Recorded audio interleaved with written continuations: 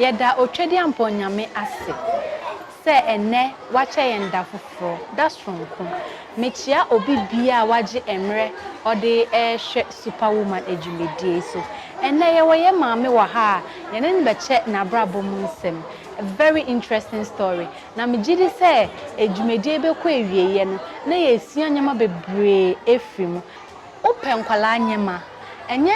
nkwala anyama keke from 0 to 13 years. Obenye bi ewo Pivot Mother Care owo Tema Community 18 bypass ho ena ba ko nso wo Adenta Housing me pa cho mon friend was 0244 2960 25 0244 2960 25 owo nkwala nyama bie school imagine nyema obekra every outside aba efa nkwala nyema nyina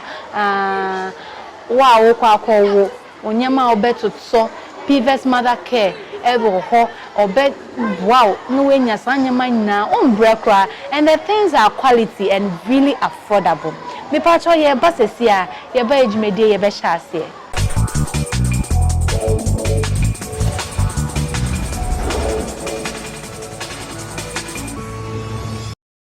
Yo medamu nyina se moaje emre mode hwe superwoman sene ameka ye wo ye maame wa ha ono ankasa bebo ni di akire bebi a ofi ene ehun keka ho no no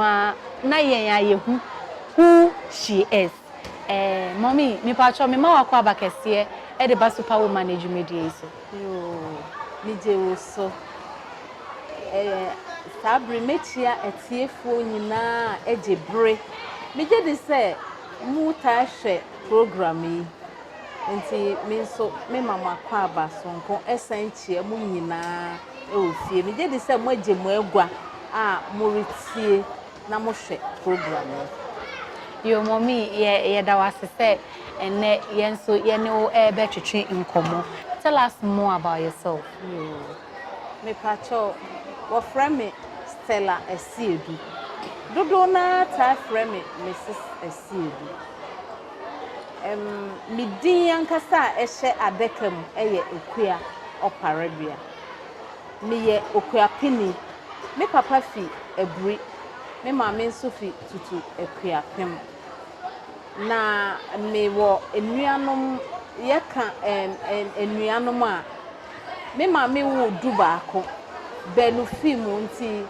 ebeka ye baako no na baako no me na me toso eson ewo me maame mem nia eye nwa wo mu ne se me oba otoso eson wo wo me kita wonsa eye July da no so da etoso eson na me san na eche se wo hwe me birth date ene bra wo de wo me a eche se me 777 the 7th born on the 7th day of the 7th month me mirinyi no na metima wo fonchen na nia me papa de me to no yes se me papa hye na nuonyam nti ono ankasa betetew me nti obefa me call nkran wo bron a wo frɛ ho se asalam down ho na minyin me she school ase no me reche school ase no me sha ase wo Snaps Preparatory School na metwa soma adesua so eko Wesley Grammar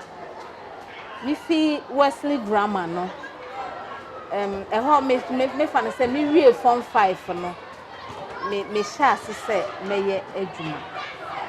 obeye ejuma ti se ejuma bensa yo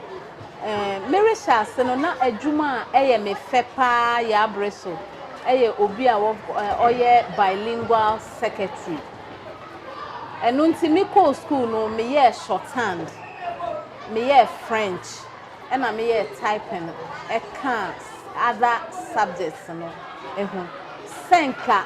metumi edu ma dai so eye bilingual secretary no ho okay so what can say obi ye bilingual secretary a eche say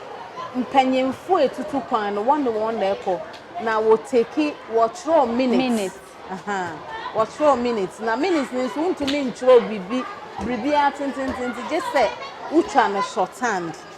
nti bilingual secretary na ɛkyɛ sɛ wote kasa foforo bi ɛka wo kasa anaasɛ borɔfo ho. Oh, okay. Nti eba ne saying, were you able to achieve it? Debi. Sɛnea medi kankan no yɛ dɔɔso. Me papa no ɔyɛ teacher ni. Me maame nso no ɔyɛ housewife. Nti me wie form 5 no. Mentumi me papa amfa me antoa so. Esan sɛ na ahoɔden ne nni hɔ saa. Na wo auntie na wotena ne nkyɛn. Me auntie no nso a metena ne nkyɛn no, me wie form 5 no. Na ono nso abrabɔ ne nhyɛ da nkɔ yie nti ɛba sɛ mesan akɔ mawofo nkyɛn nti side no the person who ma advice wo sa side no nti ne is it good sɛ wobɛtena ono ano ba be fa wo sɛ o person no ta do abrabɔ ne na nhyɛ da endi na ene na nhyɛ da endi yie no wentimi amboa ama wanko eni pe advice on that side no impen bebre bia omo tena omo aunties ni nchen wo think so on person oboa me wan boa me ni gidigidi oba be fa me ni nyina e kire ni nyina wentimi anye de o se esese oye den ye pe advice awo wo experience no a oni want me etna ye pe advice kakra e wo side yo me ameka kire etiefo ene ahwefo ne se bribia mu no yenya abotere se ye sinkete se ye beye bribia mama yenye nkosusi asefi se adwumasin no eso eni aketua. Okay, into ko papa ho no what next? Me call me papa ho no na me wie form 5 nti me papa nso no ye teacher nti e bai se e wo se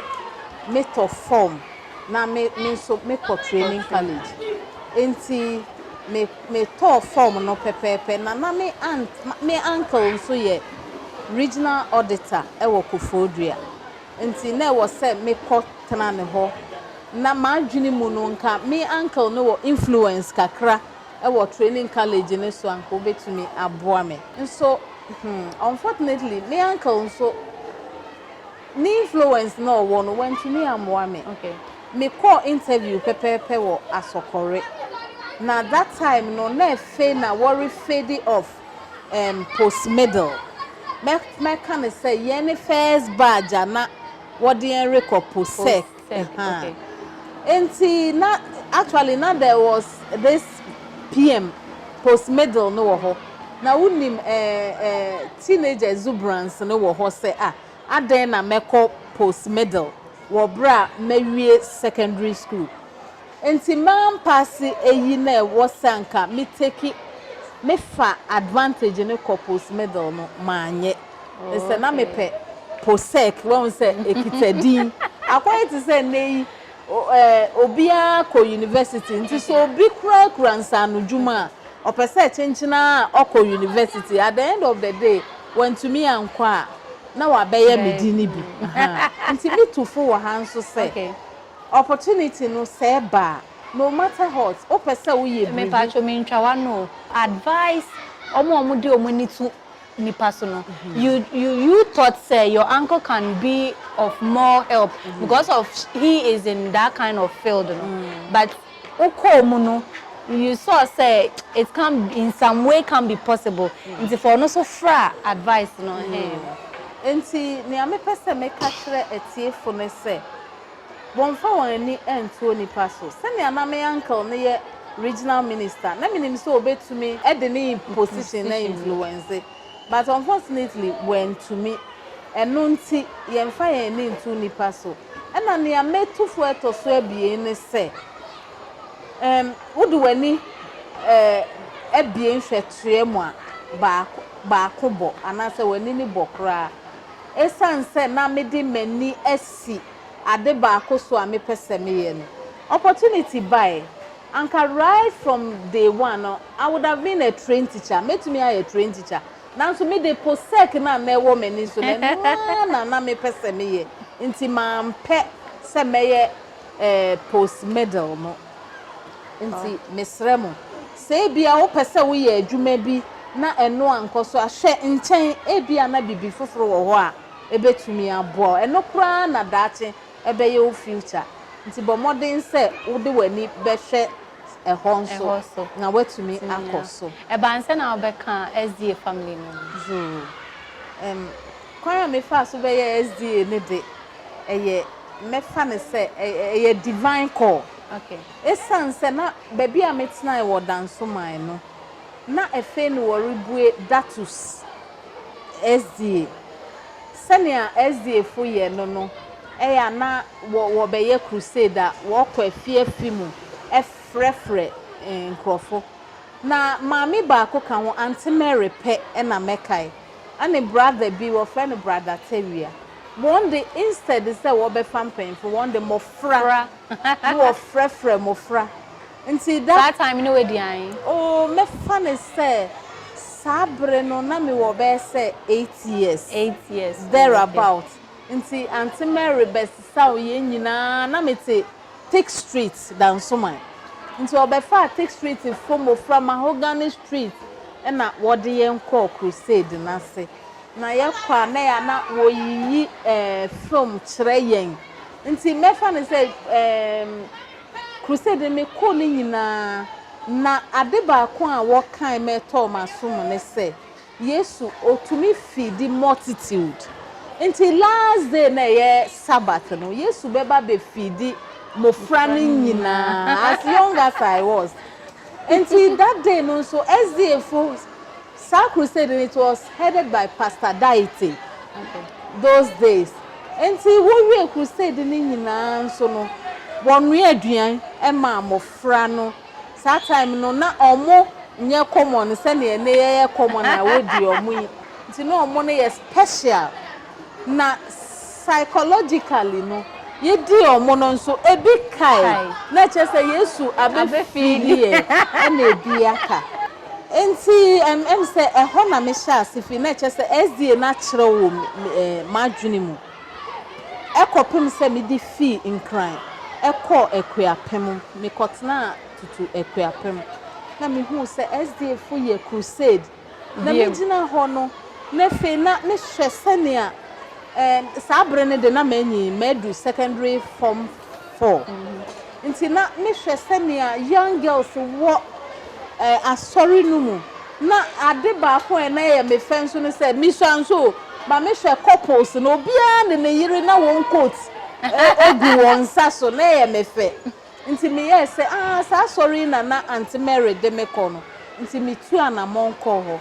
na me panyom to pa nti se na me hu se mariwa no etu nyomu no na ye me fe nti me ka o metim sa sorry de me ko bi nti from there no me be ye SDA ni na me ni je enyom hu okay and okay nti u be ye SDA no e ba ne say na u share okun yo I me say na me di kanka me ni je enyom hu me panyom to pa yen kromo hene wi sa afe no enu nti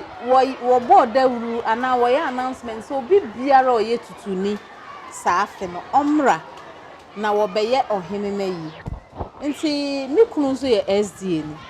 nti oba yi ni bi na say yi no obi a nhye mpaboa wo kuro no esese wo de wo nan esifem efise wo hye mpaboa a wo be kire wo dadua nti ase SDA fo titejidi no wo kram nti irrespective say wo ya asori no wo ko share odoto bi ase e wo mfikyiri so ya asori na miwura nso baby nti obai no saada no na me wo singing group bi a wo friend Remnant Singers nti yetu dwom wie no e na okan so obekire ye nyobo fitema okay e na waba oba bekire ye pon a quartet ni nhia na won kire ye nyobo nti nyom kire na mu no efede week no odi ni nyina na oba ye mfi it's like no obekire nyom nti e ho na agenda me sha ase nti meka say e sha ase saying like enyom tunu mu na me to treble pa okay nti nyom tunu mu na me say kakra na wa ye correction the be Stella wode no 1 2 ni ye enti ni nyina na me auntie bi nso ti echi no observe o hwe pa auntie em say no echi no e na o ka kire mi say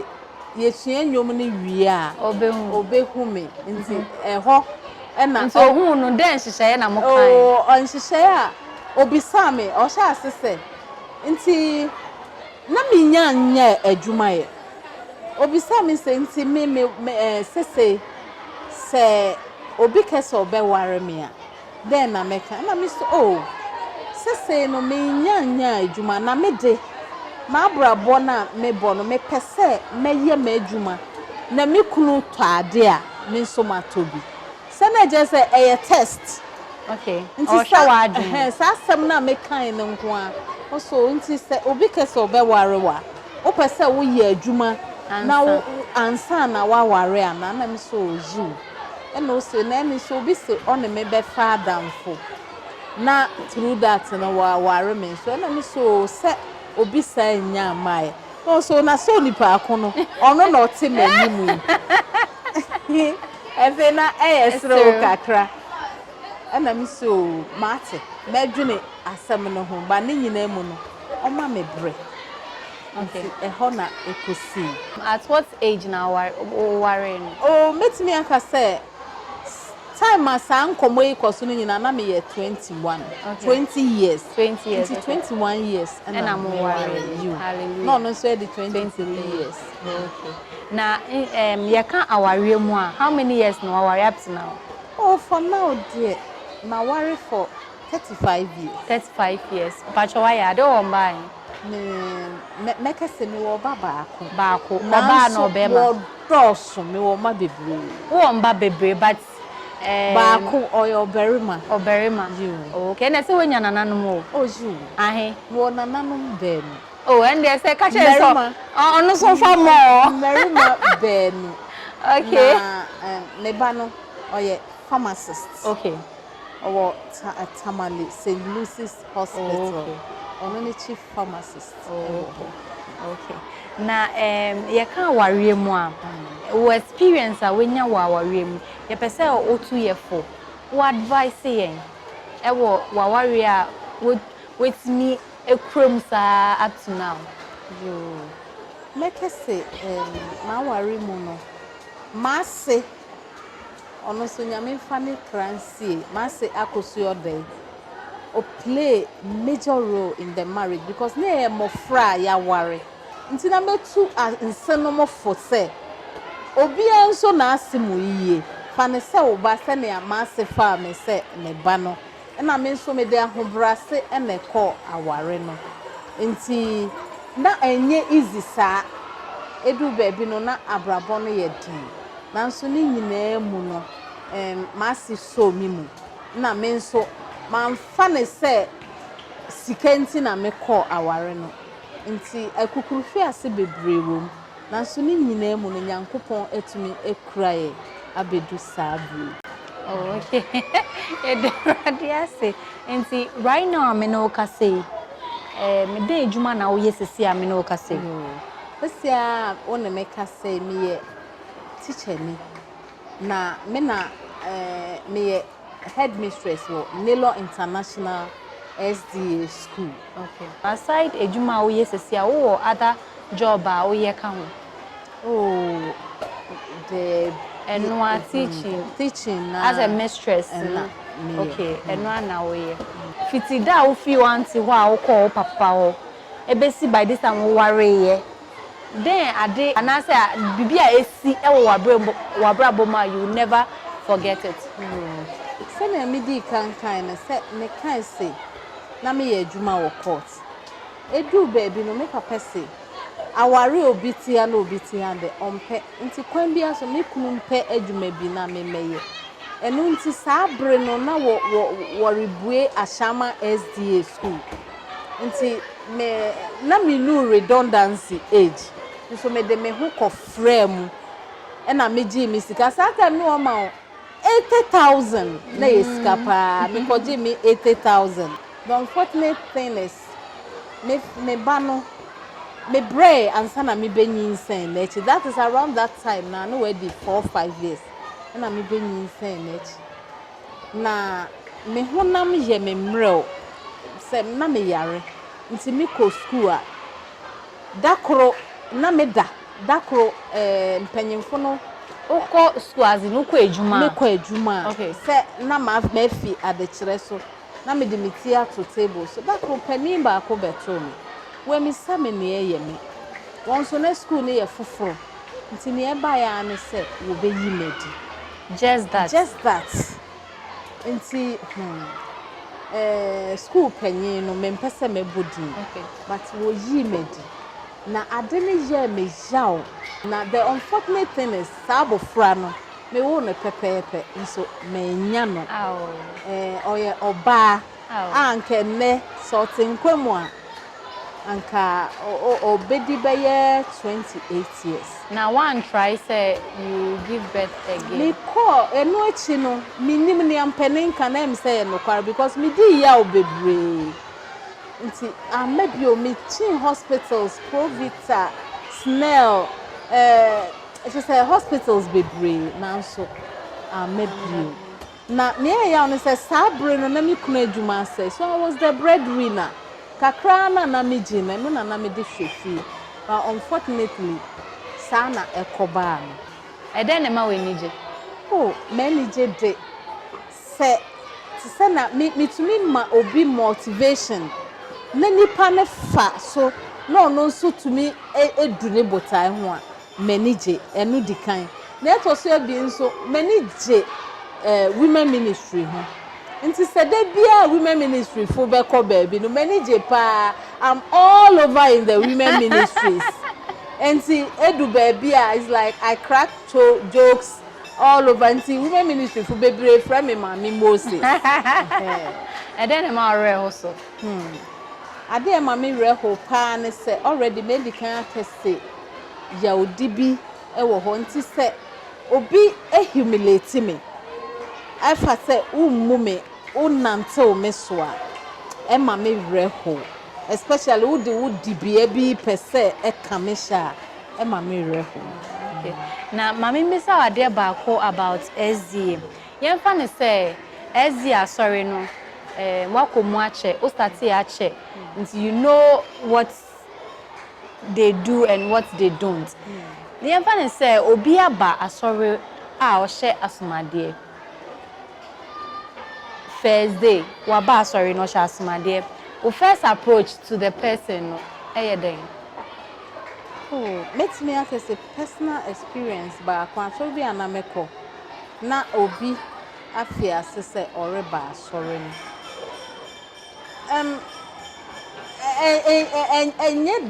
Enye easy say obeka kire nipa akono so onyi na asomade. Nti ni ameye mbom ne say me fa nipa na damfo. Nti na me ne ye adesua. Nti ye sua de amansha se mfi asomade ho prekope. Me sha se wo other things ho aduan ho adesua se ya ekosi se me de ba dressing nsumu. Nti fiti dressing ni mo no so na me catch ni so Onyankopon se yen dress moderately.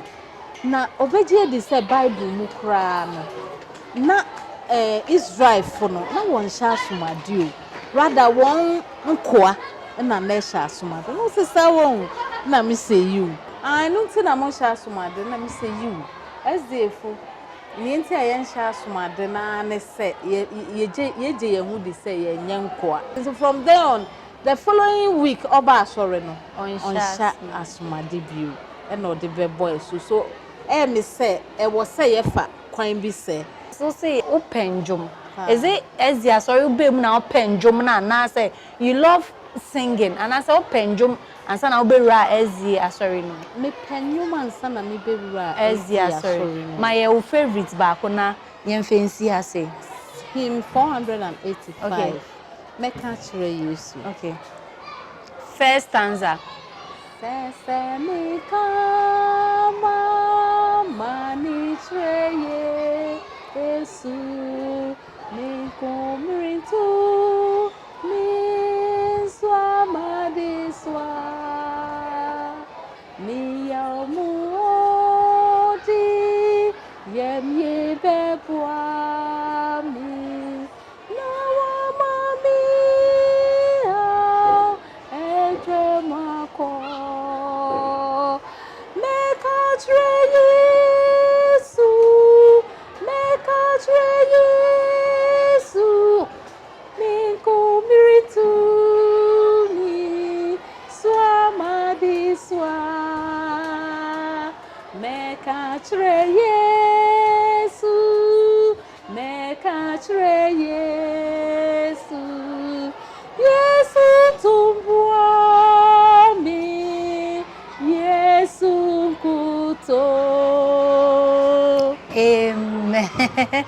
Me pa cho ye pese uja wo number in case maybe obi pese or de ne ba eba school no. Yo. Me pa cho school no ye Nelo International SDA. Me number ye 0243241605. E wo hefa side. E wo Tema Community 6. Okay. Asoridan no ho a. Pe pese o ma advice e wo wariem e na omo kwa wariem e na career business e na education. Ye pese o my advice just summarize it. If I try Me too for say education it is the key to success. We must say bibia ye bia is about education. If you kura ye ma me no mo chere there is about education. But make a formal education once them say and found who age any baby a was say distance education bebre aba send a missy kind fi ashas me man co training college now so ade kire mu na no opportunity buy me kotoa so 2012 ekoye diploma at my age nyame adom metumi ye still a maintenance ye me guso eye me degree at my age I'm 56 years old but me ne marijuana compete me ko school am mommy nti se me metumi ye dia na wo ni be 20 years don't give up mesrew bomodia say wo betua wo school so if you say edi nipa edu echiri bebre aware mu nso no meka say